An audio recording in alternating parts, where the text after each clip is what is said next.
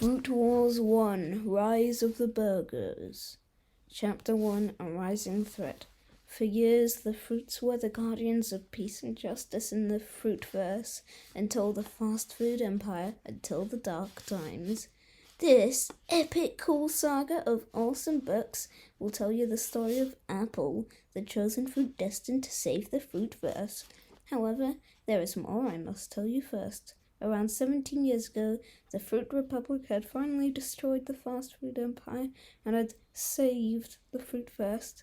However, on a planet millions of light years away from Fruitosant, the capital of the Fruit Republic, a single but extremely powerful burger, the strongest type of fast food, had been created and was growing an army of new burgers to annihilate and destroy the fruits. At the time of writing this, don't question who I am. The Fruit Republic are not aware of this, which is very bad, because if they don't find out soon, I'm afraid they might not survive, and Burger will be too powerful. We're just going to call him Burger. Rumors are that if he lies dormant for another few months, he will become so powerful that he and his army will be able to utterly destroy the Fruitverse with ease. Anyway, let's get to the real story, shall we? You thought I was gone, didn't you? Of course not. I'm here to tell you about Fruitosant, the capital of the Fruit Republic. It is a very important place for the fruits, as it has the ancient archives and much more. Young fruits are also trained here. Now, what I just told you about is the Fruit Temple, the fruit's home. The actual planet, Fruitosant, is a gigantic city with a few lakes scattered around it. It is a hot spot for evil bounty hunters that don't care about anything but money. This makes the planet pretty dangerous, but the fruits protect it. Now let's actually start the story. Chapter 2 Apple. It was a casual day in the Fruit Temple, with young fruits training and master fruits, well, just chilling. Apple, a young fruit, was training with his master, Pear. Apple was, according to Pear, the chosen fruit, but Strawberry, Raspberry, and the other master fruits didn't think so. Pear wasn't actually a fruit master, although he was still allowed to train Apple. Apple was a pretty pesky little fellow. He was very energetic and basically never got tired.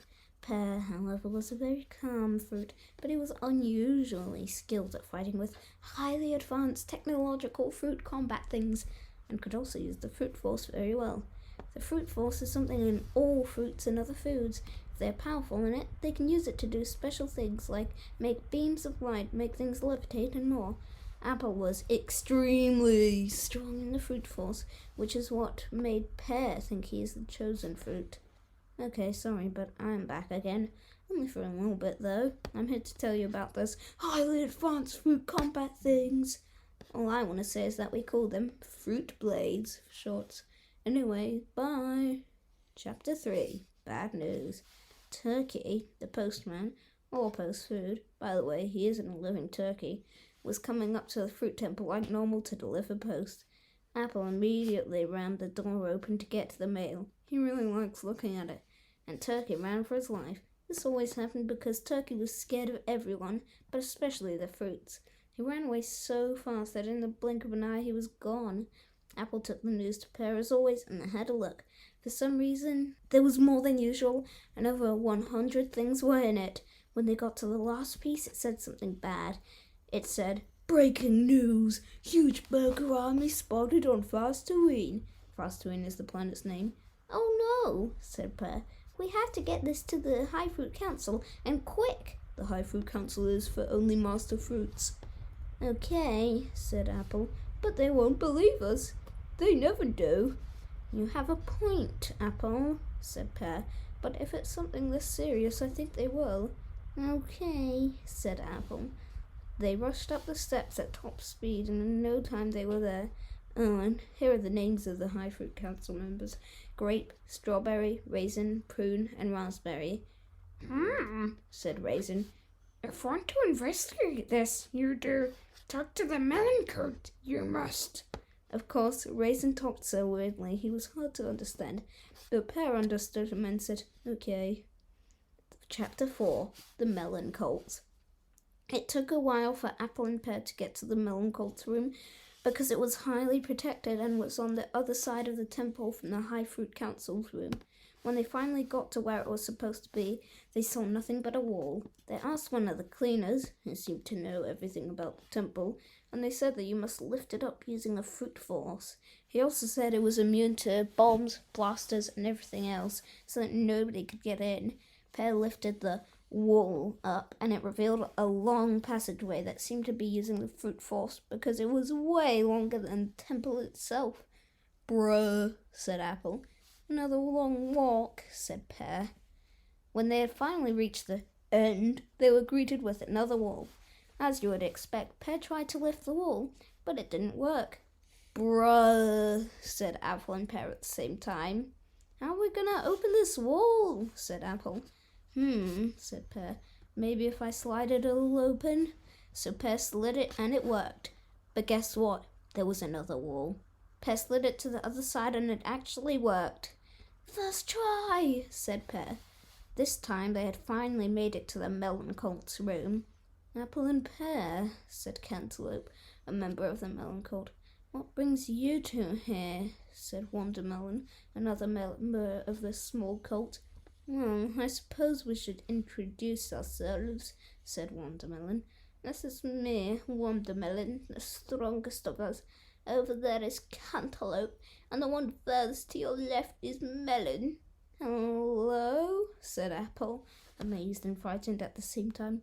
We have some urgent news, said Pear. In the daily papers, we saw a headline saying that all the way out on Fastoween, there is a huge burger army getting more powerful by the minute, and if we can't get there soon, we'll all be destroyed. Well, said Wandermelon, how about you go there to see if it is true? And if it is, stay away and contact us. We'll come and try to destroy them. All three of us. Okay, said Pear. Yippee! Said Apple very excitedly. Oh, and if we don't hear from you for 3 days, we'll come to find you, said Cantaloupe. With that, Apple and Pear reopened the wall door thingies, which then closed when they walked through them. Peak technology for you there. And hurried into the main temple, then rushed out into the hangar and hopped into their personal ship, the Epic Fruitmobile, as they called it, and raced through the planet's atmosphere and into the open fruitverse. Chapter 5. The Crash. It had been a few minutes since Apple and Pear had launched, and Fruit Sun wasn't visible anymore. To make this a bit faster, they went into hyperspace, not knowing the risks that would come with it. Vroom! Off they went into hyperspace. Hyperspace is in all these space things. It's a way to travel faster in space in science fiction, in case you didn't know. When they came out of hyperspace, they had travelled 5 hours worth of distance, but they spotted the Slave 2, Chocofett's personal starship. Chocofett is the most feared bounty hunter in the Fruitverse, by the way. Oh no, said Pear. I don't think we'll make this one out alive, said Apple. Quick, we need to go, said Pear. They tried to go into hyperspace, but it was too late. One of the thrusters had been hit. Do you know what this means? You. What? It means an epical space battle, the first one of the series. Pew, pew, pew, pew. Yes, said Apple, who was very overexcited. We got a hit on him, said Pear. However, Chocofett wouldn't give up. Pew, pew, pew. Oh no, said Pear. We just got hit 3 times in a row, said Apple. We must have a big bounty on our heads, said Pear. If Apple and Pear got hit one more time, they would be done for. Pew, pew. Finally, said Pear. Yes, said Apple. We got another hit, said Pear. However, they wouldn't be celebrating much longer. Oh no, said Pear and Apple at the same time. We're doomed, said Pear. At least we might live, said Apple. There's a planet below us. I hear it's a peaceful one too. Chapter 6. Stranded. Crash! Bang! Apple and Pear emerged from the remains of their now destroyed ship. We're alive, said Pear. We're alive, said Apple. Well, that's good and all, but how will we get off this planet if our ship is destroyed, said Pear. Well, you do remember what Wandermelon said, don't you? He said if we don't contact him for at least 3 days, he and the others will come looking for us, said Apple. I remember, said Pear. But how will they know we're here? We'll try to make an SOS signal when we see their ship above this planet, said Apple. I think we'll be able to make one with the help of everyone round here. Like I said, it's a peaceful planet. Okay, said Pear. They rushed to the nearest town, or city. This planet seemed to be very wealthy. Everywhere you looked was city. It was almost like Fruitasand. Hopefully there are no bounty hunters here, said Apple. Wow, that's a pretty cool city, said Pear. It's so cool! It's floating, said Apple. After around 5 minutes, they reached the large city. Said a random food. Hi, we're looking for fireworks to make an SOS signal. Do you have any here? Said Apple. Yes, said the food. Okay, how much does it cost? 1,000 credits, replied the food. I think we had that on our ship. Let's go back and get them, said Apple. See you later, said the food. Apple and Pear hurried back to their ship, but after a bit of searching they hadn't found anything. Bruh, said Apple. It's already nearly 9. We have to go to sleep. We need to go into the sleeping department of our ship. Hopefully it's not destroyed. Luckily, it was fine, and they went to sleep in peace. In the morning, Apple came up with an idea. Pear, how about we take this big chunk of metal with us? Maybe we can get 1,000 credits with it. Okay, said Pear. They went back to the city, and luckily someone needed the metal to finish their speeder, and they gave the duo their needed credits. Thanks, said Apple. Apple and Pear rushed down to where they found the food selling fireworks. Hello again, he said. Got your credits, have you? Yes, said Apple. Can we buy the firework now? Okay, said the food. With that, Apple and Pear rushed back to their rented house and waited 2 more days for Watermelon and the others to come. After 2 days had passed, they saw a huge, epic ship fly over. They launched the firework, and it was obvious it was them because it spelled out their names. They had modified it a bit. The gigantic ship lowered and landed, and they saw the whole gang, Watermelon, Cantaloupe, and Melon. Apple and Pear, they said. Apple and Pear jumped down and hopped in the ship before setting off for Fastuine. How did you get here? Said Watermelon. Oh, we got into a battle with Choco Fett, said Pear. Why didn't you try to get away through hyperspace? Said Melon. We couldn't, said Apple. One of our thrusters got hit. Oh no, said Cantaloupe. We saw the wreck of a ship in the distance. Was it yours? Said Watermelon. Yes, said Pear. Then they blasted off into hyperspace. This ship seems much faster than ours, said Pear. That's because it is, said Watermelon. What? Said Apple. I thought we had the fastest ship, he said. Nope, said Melon. Chapter 8, Fastuine. After a few hours, they finally reached Fastuine, but this is where they discovered the news wasn't fake. On the planet, they could just about make out a huge maze and an epic castle. The maze seemed to be designed to stop intruders from getting in, and they saw around 1 million tiny black specks that were probably burgers, and on a throne at the top of a gargantuan mountain, probably visible from miles above the planet, they saw a gigantic burger that was probably the king or the one behind all of this. Here we go, said Apple. However, when the ship had descended a bit, a huge shield appeared. Lucky we have enough parachutes on board for all of us, said Watermelon. We might have to abandon this ship for this one. With that, everyone got on their parachutes and jumped out of the ship. This is one hot planet, said Cantaloupe. They tried to parachute straight onto the mountain, but yet another shield stopped them. I guess we'll have to play legit, said Pear. Here we go again, said Watermelon. When they landed, they entered the maze and were greeted by some burgers. This is where the fun begins. Oh, and there were like 1,000 burgers. Wow. Are you serious right now? Said Apple. This is the first time fruit blades get used. Don't worry, Apple. This is easy for us, said Pear. The Melons, Pear, and Apple quickly got through all of the burgers, and the gang continued on. Another lot of burgers appeared. This time it seemed like 10,000 of them. What? That's a lot of burgers. Uh-oh, said Apple. Apple pulled out his fruit blade and they all started slashing away and pushing the burgers around with the fruit force. After making it past the gauntlet of burgers, they were around halfway through the maze. The burgers wouldn't give up, though. Another huge parade of burgers came rushing down the maze. Here we go again, said Cantaloupe. Slice, slice, slice. Whoosh, whoosh, whoosh. The whooshes of the burgers being pushed by the fruit force. The burgers were already gone. Well, that was easy, said Apple. Hopefully that big burger doesn't launch all of his minions at us. If he does, we're doomed. Nothing happened in the last part of the maze, and they finally reached the end. All that was left was the castle, and the mountain, and the fight. Chapter 9. The Castle and the Mountain. The gang approached the huge castle with caution, because they could see cannons that properly shot burgers, and there were tons of burgers guarding it. That's one large castle, said Apple. Try not to get spotted, said Melon.